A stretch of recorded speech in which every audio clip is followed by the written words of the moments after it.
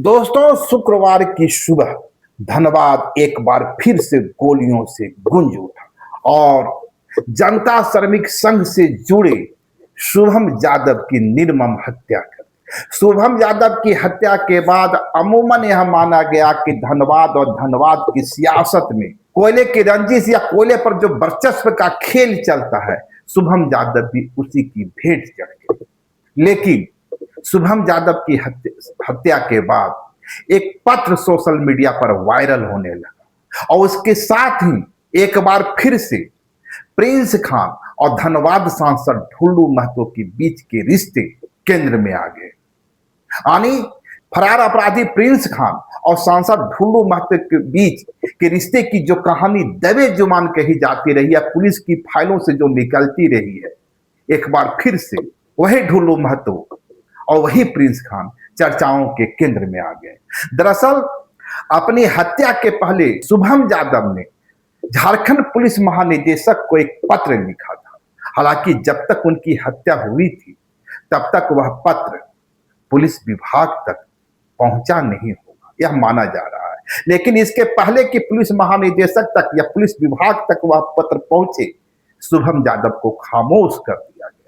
लेकिन बड़ा सवाल यही है कि शुभम यादव ने अपने पत्र में ऐसा क्या लिखा था जिसकी वजह से माना जा रहा है कि शुभम यादव जो चाह रहे थे, पुलिस से जिस बात की जांच करने की मांग कर रहे थे, उसके कारण झारखंड में एक भूचाल आ जाता और एक बार फिर से ढुल्लू महतो की उंगली उठ जाती। दरअसल शुभम यादव ने अपनी हत्या के पहले पुलिस महानिदेशक को एक पत्र लिखा और पत्र में लिखते हैं, आदरणीय महोदय, सविनय निवेदन है कि मैं शुभम कुमार यादव, और उसके बाद वे अपना अता पता जो होता है वो लिखते हैं, एड्रेस वगैरह।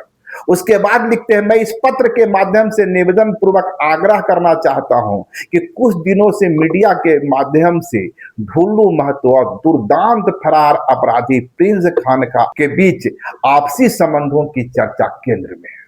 हाल में पुलिस के द्वारा दावा किया गया है कि प्रिंस खान पाकिस्तान में है, आतंकवादी संगठन जैश ए मोहम्मद के शरण में है। यह दावा भी किया गया है कि प्रिंस खान रंगदारी का जो पैसा वसूलता है, उसका एक मोटा हिस्सा वह जैश ए मोहम्मद को देता है। जैश ए मोहम्मद के द्वारा भारत में कई आतंकवादी हमले किए गए हैं, जैसे 2001 में भारतीय संसद पर हमला, 2006 में पठानकोट हवाई अड्डे पर हमला, 2016 में मजार शरीफ में भारतीय दूतावास पर हमला, 2019 में उरी हमला जिसमें हमारे 19 जवान शहीद हुए थे, और सबसे कायराना हमला 14 फरवरी 2019 को, जिसमें सीआरपीएफ के 20 जवानों की शहादत हुई थी।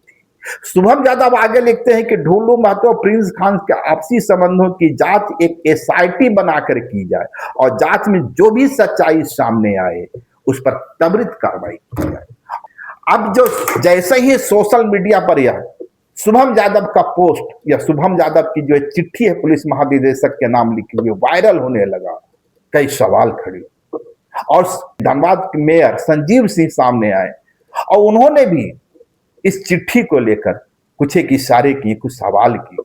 लेकिन बड़ा सवाल है कि क्या वाकई शुभम यादव को खामोश इसलिए किया गया कि कहीं ना कहीं प्रिंस खान और ढुल्लू महतो के बीच के जो आपसी रिश्ते कथित तौर पर है उसे उजागर करने की मांग कर रहे थे? और क्या वाकई जैसा कि शुभम यादव कह रहे हैं, लिख रहे हैं, और अपने मौत के पहले जिस तरह उन्होंने पुलिस महानिदेशक को पत्र लिखा है, क्या वाकई एक एसआईटी बनाकर इस मामले की जांच की जाए तो कोई बड़ा खुलासा हो सकता है? क्या वाकई प्रिंस खान और ढुल्लू महतो के बीच रिश्ते हैं? क्योंकि पुलिस की फाइलों से कई तरह की तस्वीरें पहले भी सामने आई है और उन तस्वीरों में ढुल्लू महतो प्रिंस खान और उनके गुर्गों के साथ दिखे हैं, उनके साथ उनकी तस्वीरें आई हैं। हालांकि मैं बार बार कहता रहा हूं, ढुल्लू महतो एक जनप्रतिनिधि है और एक जनप्रतिनिधि हजारों लोगों से मुलाकात करता है। वह मुलाकात किस संदर्भ में होती है इसका आकलन मुश्किल है। एक जनप्रतिनिधि यदि किसी से मुलाकात करता है, यह आकलन बड़ा मुश्किल होता है कि वह किस मकसद से कर रहा है। लेकिन एक सच यह भी है कि प्रिंस खान के कई गुरुओं के साथ ढुल्लू महतो की तस्वीरें आई हैं, लेकिन फिर से सवाल वही है कि शुभम यादव जिस मांग को सामने ला रहे हैं और जिस तरह पुलिस महानिदेशक इस बात की मांग कर रहे हैं, को पत्र लिख रहे हैं कि जैसे मोहम्मद जो एक बड़ा ही खूंखार आतंकवादी है, प्रिंस खान उसकी गोद में छुपा हुआ है। और यदि ऐसा है और यदि वास्तव में ढुल्लू महतो का प्रिंस खान से रिश्ता है तो यह बेहद खतरनाक होगा। लेकिन फिर से मैं कहूं, यह शुभम यादव के पत्रों के आधार पर कहा जा रहा है और सोशल मीडिया में जो शुभम यादव के पत्र सर्कुलेट हो रहे हैं उसी आधार पर यह सवाल उठाए जा रहे हैं। और यह सवाल भी उमड़ रहा है लोगों के मन में कि शुभम यादव को खामोश किसके इशारे पर किया गया। क्या वाकई यह जो पत्र था यही शुभम यादव की हत्या का कारण बना? क्या वास्तव में हत्यारे को इस बात का इत्मीनान था कि यदि शुभम यादव को खामोश कर दिया गया तो यह चिट्ठी पुलिस महानिदेशक तक नहीं पहुंचेगी?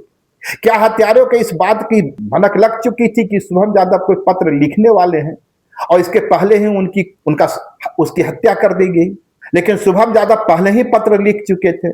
पता नहीं क्या कई कंस्पायरेसी हो सकती है, कई कहानियां हो सकती है, सच क्या है झूठ क्या है या तो पुलिस की तफसील में जांच में सामने आएगा। लेकिन इतना सच है कि शुभम यादव ने अपनी हत्या के पहले जो पत्र लिखा है वह अपने आप में एक बड़ा सवाल है। और सवाल यह भी है कि क्या वाकई धनबाद की सियासत में अपराधी और राजनेताओं के बीच रिश्ते इतने मधुर हो गए हैं और इतने मधुर हो गए हैं कि जनता श्रमिक संघ या मजदूर संगठन के बीच काम करने वाले लोगों की भी जिंदगी अब दांव पर है? क्या वाकई इस रिश्ते को सामने लाने की खोज जो भी करेगा उसका सफाया कर दिया जाएगा? कई सारे सवाल हैं, लेकिन मैं जो सवाल कर रहा हूं, मैं जो आपको सूचना दे रहा हूं, सिर्फ उसी पत्र पर दे रहा हूं जो सोशल मीडिया में सर्कुलेट हो रहा है और संजीव सिंह जो धनबाद के मेयर हैं उसी पत्र के आधार पर सवाल खड़ा कर रहे हैं। देखते हैं जब यह चिट्ठी पुलिस महानिदेशक तक पहुंचेगी तो वाकई एसआईटी का गठन होता है और यदि होता है तो आपकी तरह हमें भी एसआईटी के निष्कर्षों या नतीजों का इंतजार रहेगा, क्योंकि यदि नतीजे उसी दिशा में गए जिस दिशा में शुभम यादव बात कर रहे हैं तो वास्तव में यह झारखंड और झारखंडियों के लिए एक अशुभ संकेत होगा। शुक्रिया, नमस्कार। लाइव लगातार के वीडियो को लाइक करें, सब्सक्राइब करें और बेल आइकन को दबाना न भूलें।